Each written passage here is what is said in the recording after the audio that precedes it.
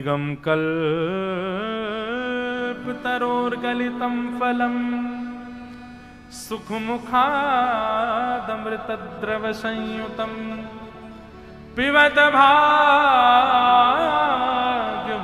रसमालयम् मुहुर्हो रसिका भुवि भावुकाः।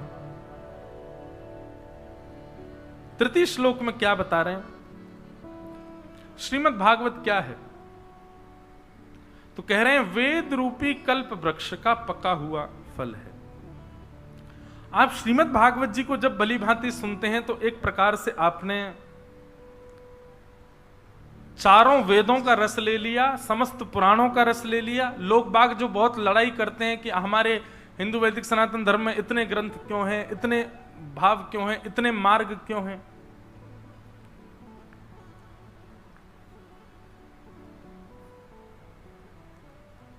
एक बात बहुत ध्यान से सुनिए। कई लोग आक्षेप करते हैं इतने देवी देवता हिंदू धर्म में क्यों, इतने ग्रंथ पुराण हिंदू धर्म में क्यों। उन लोगों को एक उत्तर दीजिएगा। किसी व्यक्ति ने व्यापार शुरू किया, एक दुकान से शुरू किया और 100 साल निकल गए। सिंस लिखा रहता 1985, अभी चल रहा 2024, सिंस 1924, मतलब 100 साल हो गए लेकिन अभी तक एक दुकान नहीं है उसकी। और किसी व्यक्ति ने व्यापार दुकान से शुरू किया, इस नगर में फैक्ट्री, उस नगर में फैक्ट्री, वहां चले जाओ वहां व्यापार, वहां चले जाओ दुकानें खुली। महाराज दुनिया भर के पूरे विश्व भर में उसने अपने अपने प्लेटफॉर्म खोल दिए, अपने फ्रेंचाइजी डाल दी। श्रेष्ठ किसको मानोगे, जो 100 वर्षों से एक ही दुकान में है या 100 वर्षों में पूरी दुनिया में व्यापक हो गया।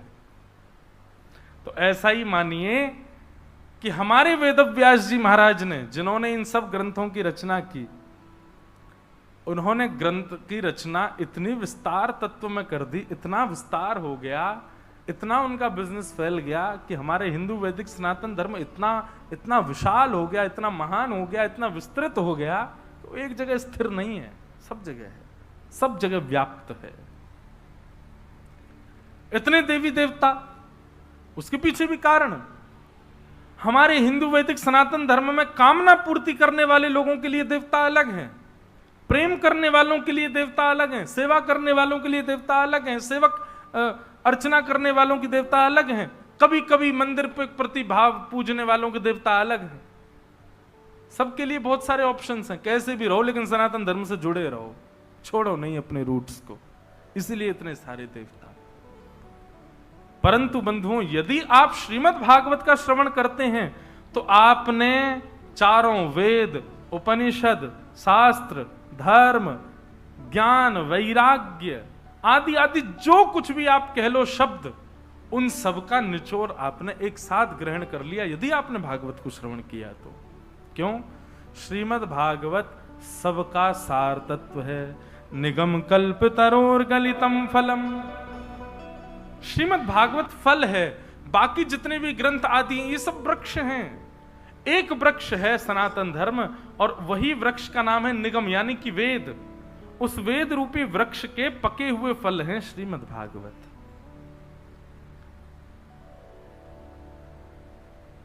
रस वृक्ष ने डाला है, फल को वृक्ष ने जन्म दिया है, परंतु क्षुधा निवृत्ति और रस की प्राप्ति फल से ही होती है, वृक्ष से नहीं होती। तो इसलिए श्रीमद् भागवत क्या है? फल है। निगम कल्पतरोर्गलितं फलम, श्रीमद् भागवत फल है। इसीलिए मैं कथा में कहा करता हूं कि आप अन्य कोई भी कथा सुनो, अन्य किसी भी मार्ग पर जाओ, आप फल की कामना करो, पर भागवत जी से कभी फल की कामना मत करना कि हमको ये मिल जाए, हमको वो मिल जाए, और कुछ, क्योंकि कुछ मिलेगा ही नहीं। क्यों? ये स्वयं फल हैं।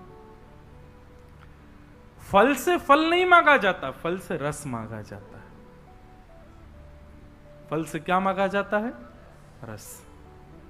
यहां तो रस की कामना से आओ, फल की कामना से नहीं। मैं बताया करता हूं, एक जगह मेरी कथा थी तो एक माता जी प्रणाम करने आई मंच पे, 7वां दिन था, कथा विश्राम। मुझसे आके प्रणाम, महाराज जी बहुत अच्छी कथा सुनाई आपने। मैंने अच्छा। साथ में उनकी बहू थी, प्रणाम करो महाराज जी, प्रणाम। महाराज जी इसको फल दे दो, हमारे नाती नहीं है।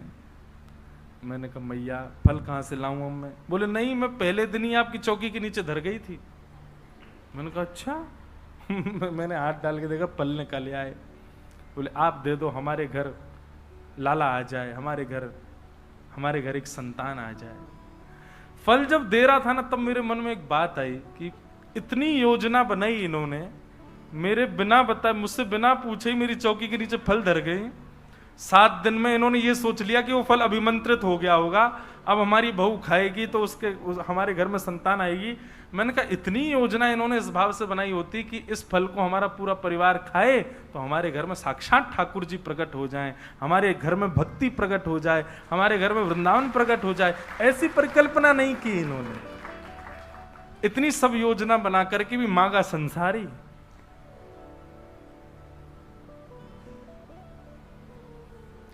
व्यक्ति कितनी योजनाएं बना लेता है संसार की प्राप्ति के लिए। इसकी 1% योजना भी यदि भगवत प्राप्ति की कर लेना, उसको ठाकुर जी मिल जाएंगे। लेकिन ये नियम बन चुका है हम लोगों का, हम संसार के लिए योजना बनाते हैं, ठाकुर जी के लिए नहीं।